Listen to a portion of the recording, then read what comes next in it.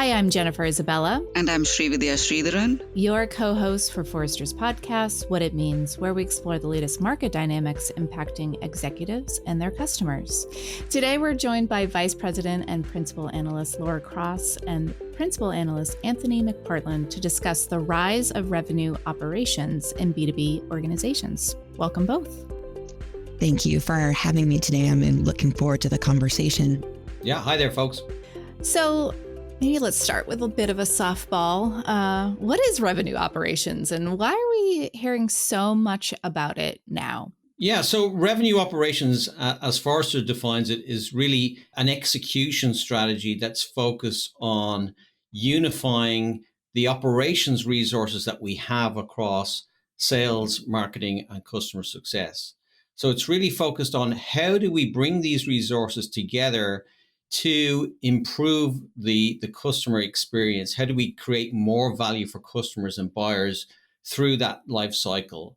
And we do that through unifying the data that we have, the insights that we bring to bear to the stakeholders across the go-to-market organizations, giving them the right platforms and technology to be able to engage better with customers. And I'll expand on that, the why are we hearing about it so much now? Specifically from a marketing perspective, we have a vast amount of digital interaction data that we're not doing enough with. And I think marketing operations leaders are looking for a different strategy. And the strategy is not just from a marketing perspective, but it's throughout that entire customer life cycle. And that's why so many marketing operations leaders are very excited about revenue operations, as long as it's not just a replacement for the word sales. If they truly see themselves inside of a different operating model, the marketing operations leaders are very excited, which is why we're hearing about it so much now and why it's the fastest growing job title on LinkedIn. So just picking up from there, we have marketing operations, we have sales operations. I'm sure there's a lot of confusion out there. Is this a capability? Is this a function? Is this an org structure? Maybe tell us a little bit about, how we see revenue operations, the place that it plays or the role that it plays within B2B organizations.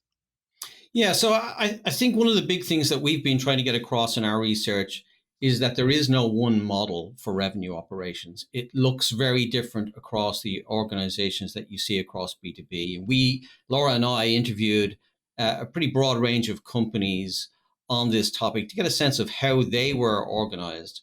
And we saw a real range spectrum of approaches. So there is no one model, right? It is entirely configured to your context, to your business demands. And then the other part of it that's really important, I think, to understand is that it's iterative, right? You can't make a jump from one model to another in one leap. These organizations evolve over time based on the maturity of the organization, the culture, and what's required. So understanding your context and then configuring the right operating model for that and then changing it over time as you're able to demonstrate the value of what you're doing in a more unified approach is really important. And I think based on those interviews, what Anthony and I learned is successful RevOps org structures span everything from a completely decentralized model, which is actually what we experience most often today, to a completely unified and centralized ops structure, which is probably in the minority today. And the ideal for many organizations might actually be more of a hybrid approach, where you have centers of excellence for maybe data, analytics, or technology. But the goal of RevOps is to reap the benefits of that alignment and the integration to maximize customer value for that growth. The goal is really not to combine all ops functions into one, create a new function, or upend org design. And it's definitely not to somehow reduce or diminish the role of sales and marketing. It's really kind of simply to get our act together once and for all around alignment and these shared resources to start the integration in a really logical place, which for us, our point of view is starting in operations. I think, Laura, you had mentioned earlier that you're seeing like the role of RevOps, a RevOps leader, you're seeing this role a lot out in terms of job descriptions and what have you. What what type of individual should organizations be looking for that type of leader? This was actually a question that we asked, and then a question that we received from the interview candidates and the interviewees, and also what we experienced at our North America Summit in June in Austin, where everyone came up to us and said, "Great, what are the leadership requirements?" And really, it's a couple of key requirements. In the first one, which is kind of funny, but it's the give a darn factor. These individuals typically are going to have to be the ones that are the most curious in the organization, probably the ones that are the most bold. They're going to go into an area that hasn't really been done before. They're going to make people very uncomfortable with the legacy of the roles and the culture of the company. So they have to have that change agent mindset. And also, these are strategic operators. They have been the people in the systems. They have been the people in the databases. So they get it. They know how to connect the dots of all of the operational components to that strategic vision. And these truly are going to be the unicorns in the organization, to be able to articulate that vision, to be able to articulate what needs to happen. These operation leaders have to force against the resistance to change internally, and they're going to be held accountable for that transformation. So, I mean, at the basic level, they have to be extremely pragmatic, they have to be extremely bold, and they have to be extremely curious. So it sounds like being a revenue operations leader is not for the faint-hearted.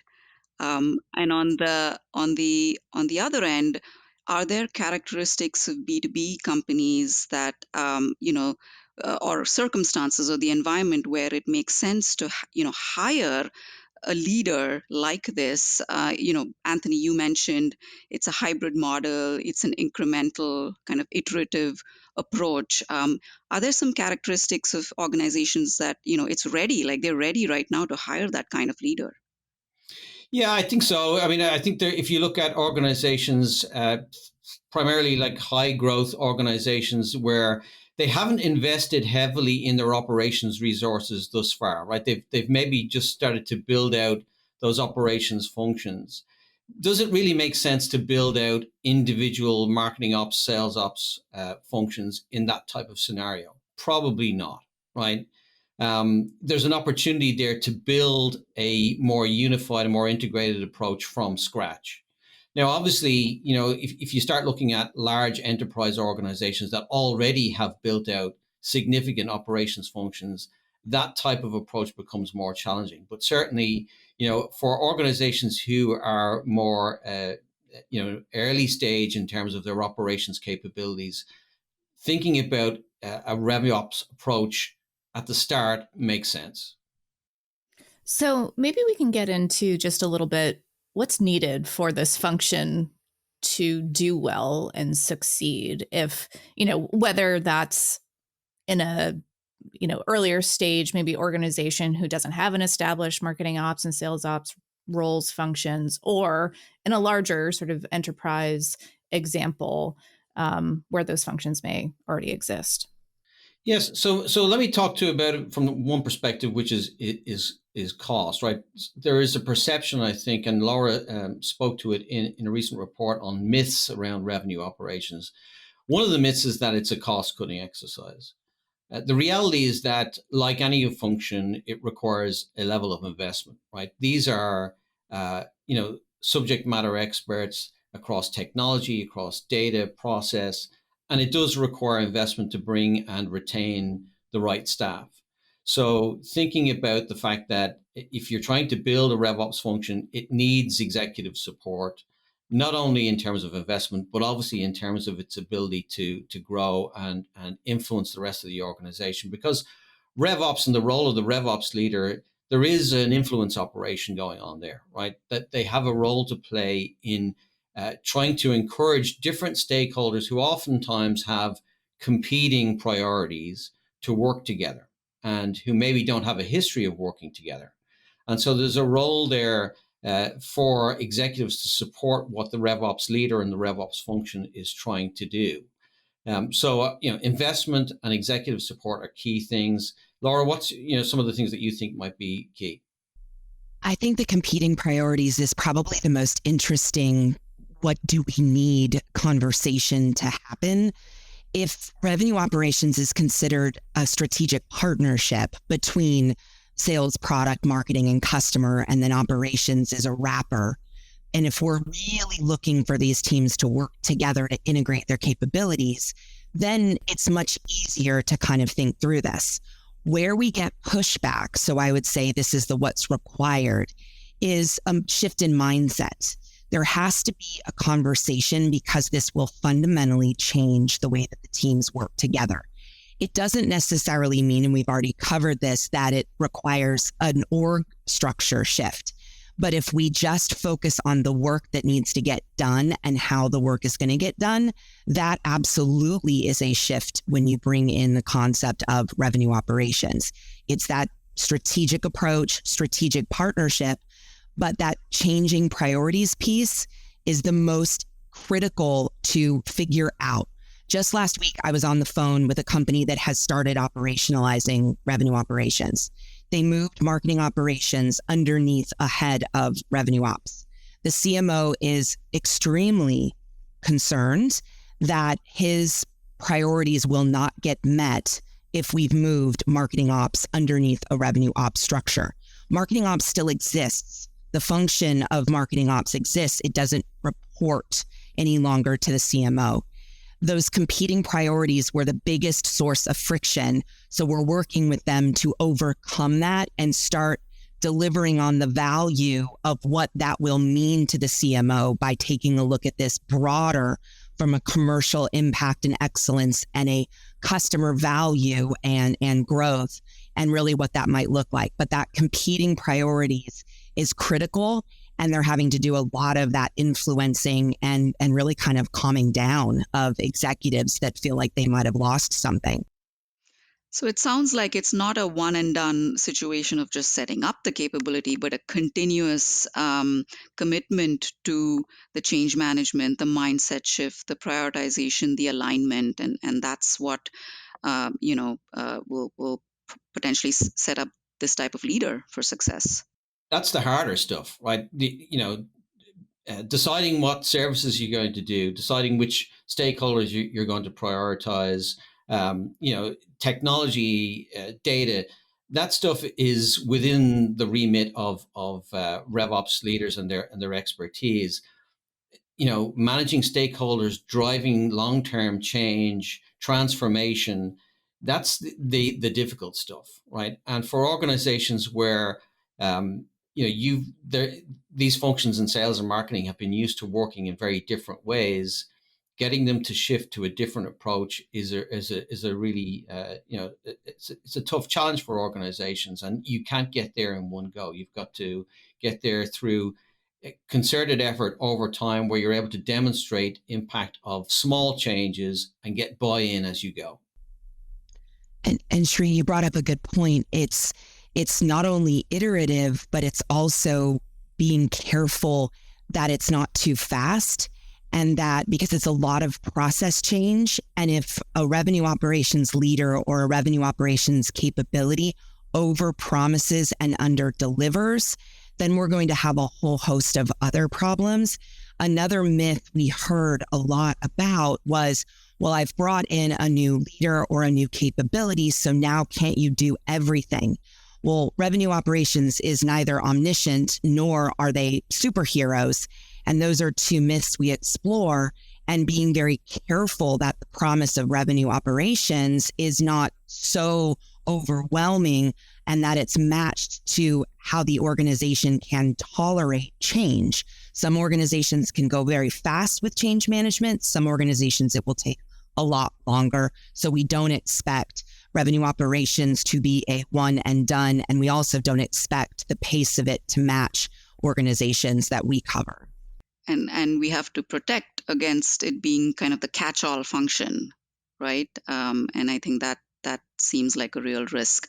But I imagine your research also uncovered benefits, and there are folks who are further along and are benefiting from this change and this journey towards revenue operations. What are some key benefits that B2B companies can expect? So I think some of the biggest benefits that we heard more than anything else was the ability to leverage data and insights across the entire life cycle of the buyer and the customer, and being able to not worry about the technical debt that's been built up over time and this team owns this technology and this team owns this. Instead, taking a holistic view to really derive insights and getting not just data from systems, but actually getting all the way to the top of our insight spectrum into more of the guidance that the operations team can provide. We also heard things that are probably a lot more fluffy, but improved accountability, greater collaboration. I cover planning a lot, and this type of time of year, planning is something where I hear every year after year, sales, product, marketing, and customer come together, give a high five, and then go off and do their own things. The organizations that have a strategic revenue operations capability, they're talking about how the investment model needs to change and how they're investing in sales, marketing, product, and customer, and how those priorities are aligned. The conversation is entirely different. So those are some of the benefits that we heard and that I'm also seeing today. Yeah, and I think too that I'd like to speak to, Shri, is around the ability to improve customer engagement. One of the kind of key roles that RevOps has is supporting the go-to-market functions and their ability to improve that experience with buyers and with customers.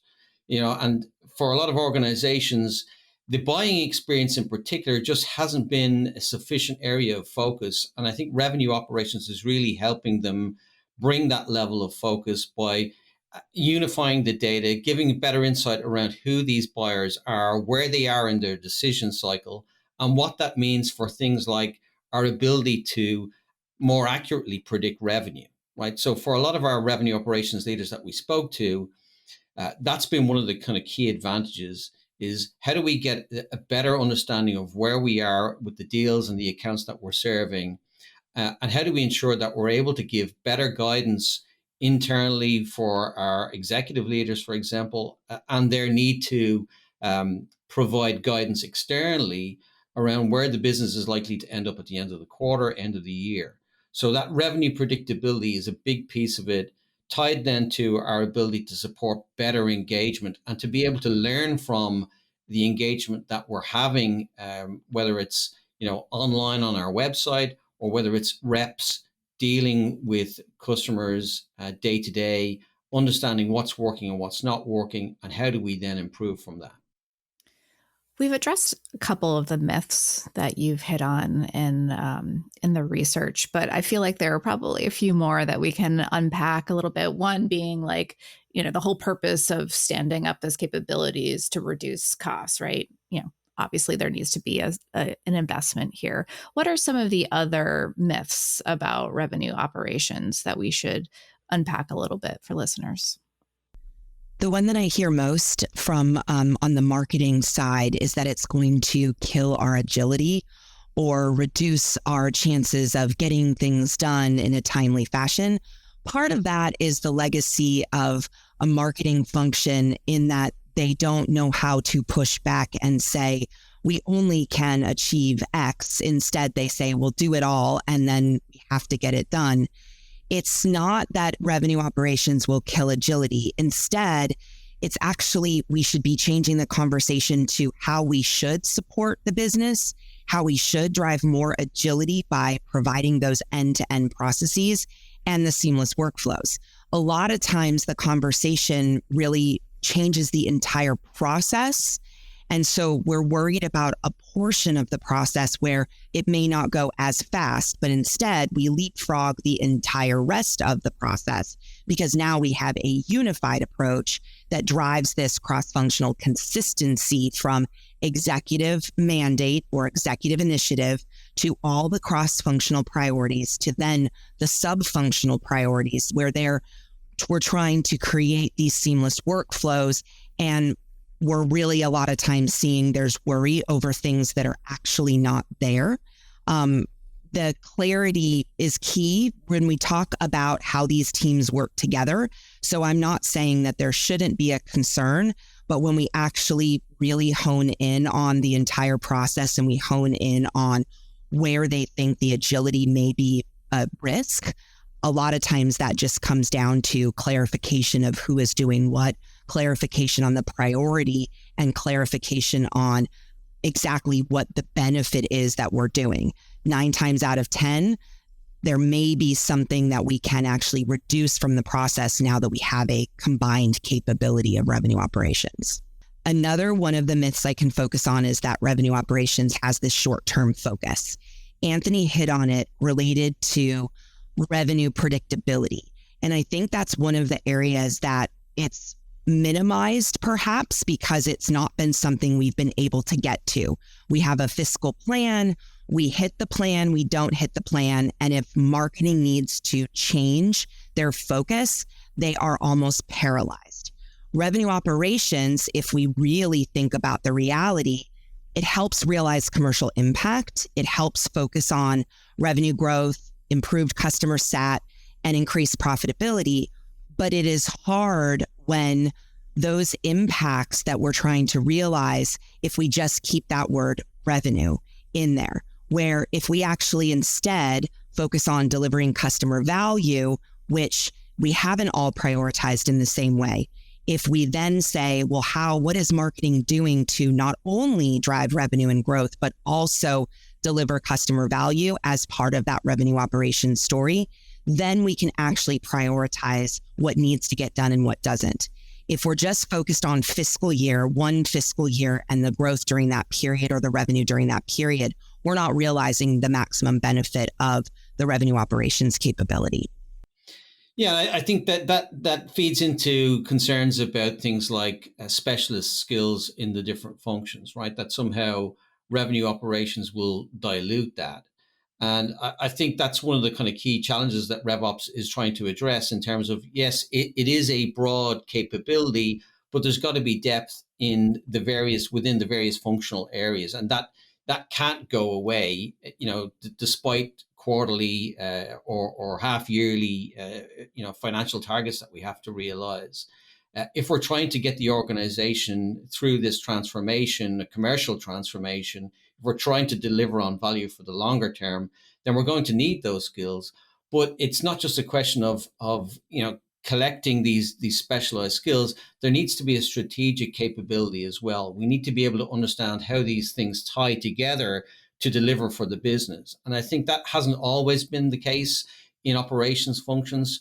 There's been a focus on that specialist skill without the understanding of how they impact our ability to drive the organization forward.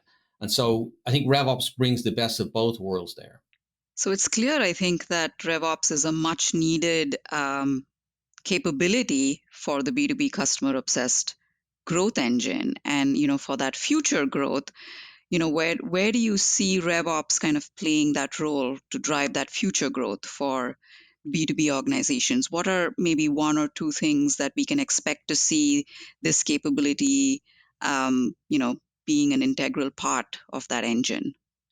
Yeah, sure. I think one of the areas is around our ability within the revenue operations function to not only just produce and deliver insights, but to be able to help guide the organization, to be able to look at the market, to be able to look at our services and our customers and the activity that we're doing to be able to uncover new opportunities. So where are the areas where we, either in terms of profitability, in terms of white space, that we as an organization should be pursuing, where there's opportunity for competitive differentiation? That type of analysis, it has been challenging for a lot of operations teams because they've been so busy just producing stuff, producing dashboards, producing reports, that it's been very difficult for them to find the capacity to step back from that and look at what is this data telling us about where the business is going or where it should be going, and how do we help the organization interpret that and take action? I think there is a strategic value of process excellence that we do not talk about enough inside of all of the functions of B2B. And if we can get process excellence taken care of, I think that will be delivering on the promise that the executive leaders have wanted for quite some time. They want, and what we heard, they want marketing, sales, product, and customer all to walk into the room with the same source of truth, with the same conversation, and with how can we actually invest one more dollar and where should we invest it, and everyone to be on the same page.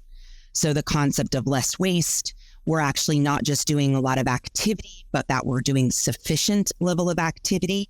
And one of my favorite things on a call with Anthony that he said, no one ever asks how sales is actually proving themselves. It's very obvious. Are they meeting their numbers? Are they doing the right things?